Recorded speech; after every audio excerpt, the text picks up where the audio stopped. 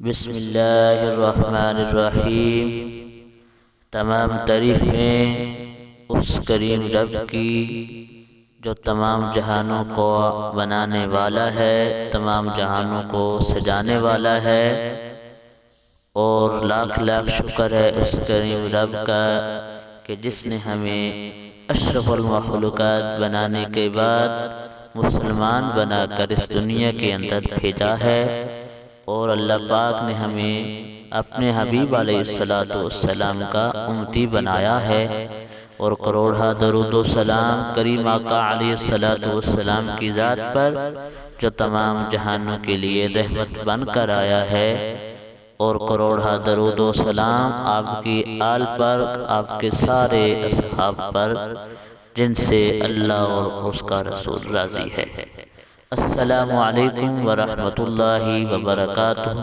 محمد Talha official کے پیارے پیارے بھائیوں اور بہنوں، ہم امید کرتے ہیں کہ آپ حضرات خیریت کے ساتھ ہوں گے۔ اللہ پاک آپ کو خیر و عافیت کے ساتھ رکھے، آپ کو دین دنیا کی بھلائیاں عطا فرمائے، اپنی ذات کے علاوہ کسی کا محتاج نہ فرمائے۔ پیارے پیارے بھائیوں اور بہنوں، جس ٹاپک پہ آج ہم گفتگو کرنا چاہتے ہیں وہ ہے جنات کی غذا۔ جن کیا کہتے ہیں، جن کہاں رہتے ہیں؟ تو ٹاپک کی طرف جانے سے پہلے آپ سے ادبانہ گزارش ہے کہ مزید اسلامی ویڈیو دیکھنے کے لیے ہمارے چینل محمد طلحہ آفیشل کو سبسکرائب کر دیں، گھنٹی والے بٹن کو دبا دیں، اپنے رائے کا اظہار کمنٹ سیکشن کے اندر ضرور فرمائیں۔ جزاک اللہ۔ پیارے پیارے بھائیوں اور بہنوں، ہم ٹاپک کی طرف چلتے ہیں۔ حضرت سیدنا عبداللہ بن مسعود رضی اللہ تعالی عنہ سے روایت ہے کہ نبی کریم صلی اللہ علیہ وآلہ وسلم کی خدمت کے اندر جنات کا ایک وفد حاضر ہو کے عرض گزار ہوا، آپ کی امت ہڈی، گوبر اور کوئلہ سے استنجا نہ کرے، کیونکہ اللہ تعالی نے اس میں ہمارا رزق مقرر فرما دیا ہے۔ تو نبی کریم صلی اللہ علیہ وآلہ وسلم نے امت کو اس سے منع فرما دیا۔ پیارے پیارے بھائیوں اور بہنوں، جنات اللہ تعالی کی ایک مخلوق ہے جسے آگ سے پیدا کیا گیا ہے۔ یہ کھاتے بھی ہیں، پیتے بھی ہیں اور نکاح بھی کرتے ہیں۔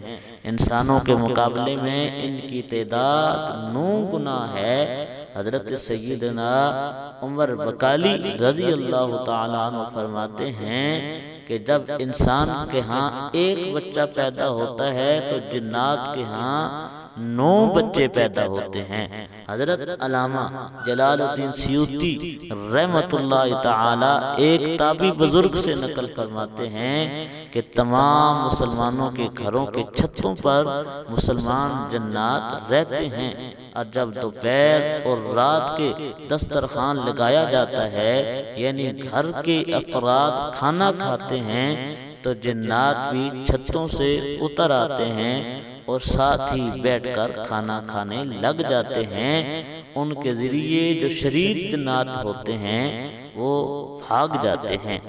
اسی طرح حضرت سیدنا جابر بن عبداللہ رضی اللہ تعالی عنہ فرماتے ہیں کہ کریم آقا علیہ السلام کی خدمت کے اندر اچانک ایک سانپ آیا، آپ صلی اللہ علیہ وسلم کے پہلو مبارک میں کھڑا ہو گیا، پھر اس نے اپنا منہ حضور علیہ السلام کے کان مبارک کے قریب گیا، گویا آپ صلی اللہ علیہ وسلم سے سرگوشی کرنے لگا۔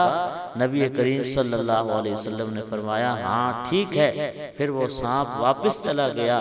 تو میں نے کریم آقا علیہ السلام سے دریافت کیا تو کریم آقا علیہ السلام نے مجھے خبر کی کہ یہ جنات کا ایک فرد تھا، اور وہ یہ کہہ گیا ہے کہ آپ صلی اللہ علیہ وسلم اپنی امت کو حکم فرما دیں کہ وہ گوبر اور رسیدہ ہڈی سے استنجا نہ کیا کریں، اس لیے اللہ تعالیٰ نے اس میں ہمارا رزق بنا دیا ہے۔